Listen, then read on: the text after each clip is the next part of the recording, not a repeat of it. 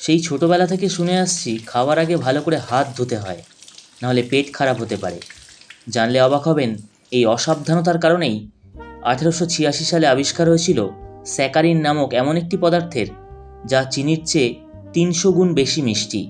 সেই সময় আলকাত্রা থেকে পাওয়া গিয়েছিল টলুইন নামক এক নতুন যৌগিক পদার্থ। আমেরিকার রসায়নবিদ ফালবার্গ সেই টলুইন পদার্থটি নিয়ে দীর্ঘদিন ধরে গবেষণা করছিলেন। একদিন বিশ্ববিদ্যালয়ের গবেষণাগার থেকে তিনি বাড়ি ফিরে গৃহকর্মচারীকে খাবার দিতে বললেন।